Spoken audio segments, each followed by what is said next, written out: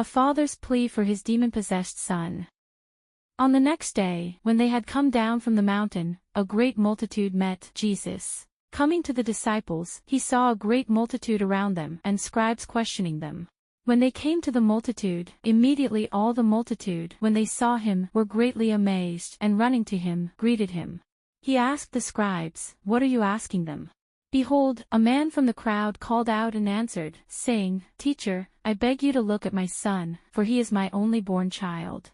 One of the multitude, a man, came to Jesus, kneeling down to him and saying, "Lord, I brought to you my son, who has a mute spirit. Have mercy on my son, for he is epileptic and suffers grievously. Behold, a spirit takes him, he suddenly cries out, and wherever it seizes him, it throws him down, and it convulses him so that he foams at the mouth, grinds his teeth, and becomes rigid. And it hardly departs from him, bruising him severely, for he often falls into the fire, and often into the water. So I brought him to your disciples, and I begged your disciples to cast it out, and they weren't able. They couldn't cure him." Jesus answered him, "Faithless and perverse generation, unbelieving generation, how long shall I be with you, and how long shall I bear with you? Bring your son here to me."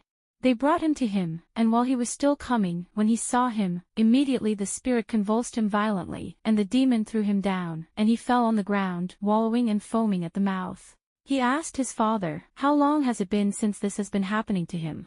He said, "From childhood. Often it has cast him both into the fire and into the water to destroy him. But if you can do anything, have compassion on us and help us." Jesus said to him, "If you can believe, all things are possible to him who believes." Immediately the father of the child cried out with tears, "I believe. Help my unbelief." But when Jesus saw that a multitude came running together, he rebuked the unclean spirit, saying to him, "You mute and deaf spirit, I command you, come out of him, and never enter him again." After crying out and convulsing him greatly, the demon went out of him. The boy became like one dead, so much that most of them said, "He is dead." But Jesus took him by the hand, healed the boy, and raised him up, and he arose. And Jesus gave him back to his father, and the boy was cured from that hour. They were all astonished at the majesty of God. When he had come into the house, then his disciples came to Jesus privately and asked him privately, and said, "Why couldn't we cast it out? Why weren't we able to cast it out?" He said to them, "Because of your unbelief. For most certainly I tell you, if you have faith as a grain of mustard seed, you will tell this mountain, 'Move from here to there,' and it will move, and nothing will be impossible for you."